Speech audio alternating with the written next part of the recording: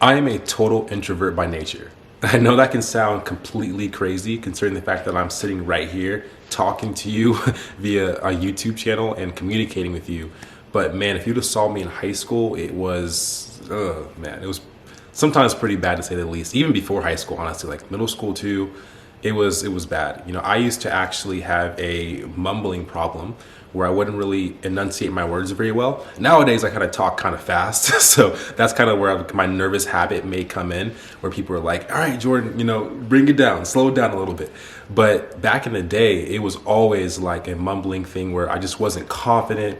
I wasn't speaking with my chest out. I was always like a bigger kid, and I didn't really have like issues bullying up until like or before I would say around like high schoolish and like middle school, but like I still for some reason didn't have that self-confidence that I needed in order to really be able to speak well and get past my own social anxiety. And it was crippling because sometimes, people they would be like, "Hey, can you speak up?" Or "What'd you say, Jordan?" And I have to ask you a billion times about what you said.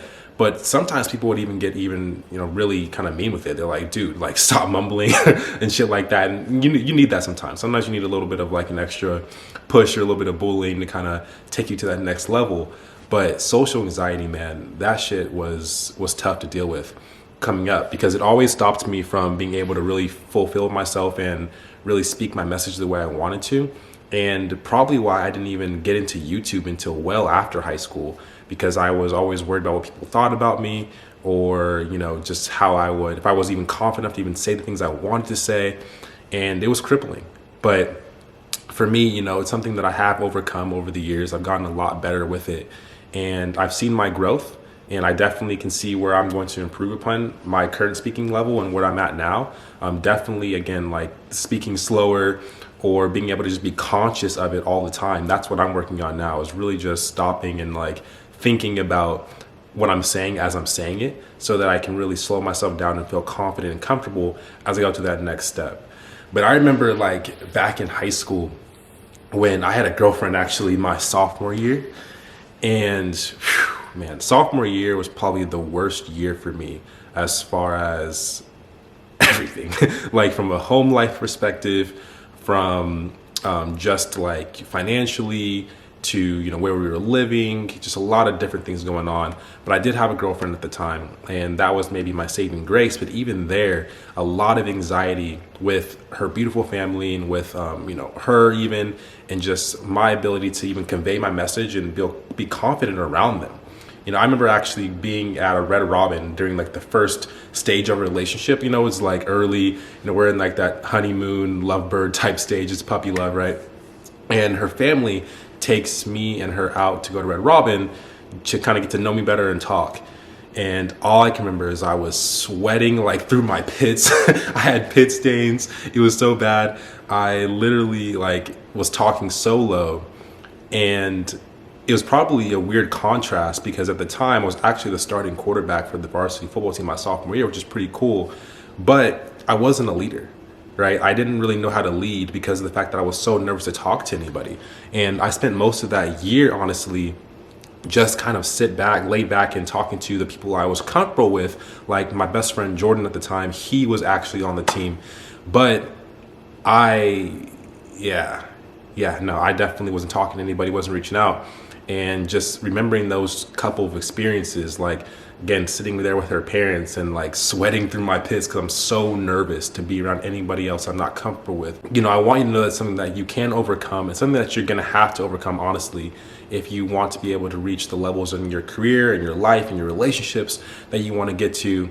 And one of the bigger things that helped me, was just taking a step back and understanding that you're not as important as you think you are. Like, honestly, I think a lot of our social anxiety is because of this self-placed importance that we put on our life and put on our experiences, that like we think that we have to be perfect or that we're not good enough or whatever it may be. And if you're feeling this way, I'm sure you can sit back and think about times in your life where you're like, I was really shy, or I didn't go out to this place because I didn't want to say the wrong thing around the wrong people, or I didn't want to interact because it's kind of just this really overly just stressful experience where you're just sitting there and you're trying to figure out the right words to come out of your mouth. But in the day, it's like, you're not really sure on those next steps, and it can really be crippling and can stop you from enjoying life to the fullest. But again, having this self-placed importance on yourself and really putting yourself on a pedestal is what causes a lot of this, because you think you need to be better than what you are. You think you're not good enough even. And it stops you from really living your life and being able to take advantage of all things that life can offer you. So for me, the biggest thing you understand is that confidence in social settings comes from just doing it. You have to go out and just make it happen, right? You can't sit in the house and get more confident talking to girls. You can't sit in the house and get more confident with trying to make new friends. You have to go out and you have to explore and see what's out there. And you'll find that everybody else around you is feeling the same exact way that you are. And once you realize that, and you realize that there's people who may be a little more confident, yes, they may be speaking with a better tonality, or they're able to really control the conversation the way they want to. So you'll notice those things and you'll pick up on them and take them into your own personal game. But at the end of the day, you're going to realize that, like most people, they struggle with speaking. And even people who don't have social anxiety and they maybe feel confident, they still struggle with it. Because at the end of the day, it's something that you really can't run from. And we're not always used to talking to people that we don't know. I mean, we live in a house typically with either, your family or maybe your closest friends come over. But in the day, anybody else outside that box, they're usually not around. So if you really take account of that and really say, okay, cool, I'm no different than anybody else. Everyone else at some point struggled to talk to somebody or struggled to feel confident, whether it be with girls or whether it be with other people in general, then, you just go and do it. Like the only way to grow is to go and do it. I remember for me, what helps me break out of that box, again, that was sophomore year. So I dealt with social anxiety all the way up from I would say, man, 6th grade all the way up to 10th grade, which is sophomore year. And what helped me was the flip and switch of transition from moving from being that shy kid to getting out there and partying. My party experiences and being in the scene a little bit more helped me out. And I had a good friend at the time who took me and put me in those environments, which gave me that confidence, because I was definitely not going out by myself. But at the time though, me being able to party and really kind of have to socialize, have to talk, have to meet girls, have to do different things, that kind of really blew me up in terms of making me feel more confident and comfortable in those settings. And then from there, I was able to make more friends, I used to be kind of known as a guy who was more reserved and, Jordan doesn't do this or Jordan doesn't do that. And even though I did transition into partying more, doesn't mean I did more stuff, but in the day, people were like, okay, he's actually cooler than we thought he was maybe, or whatever it may have been.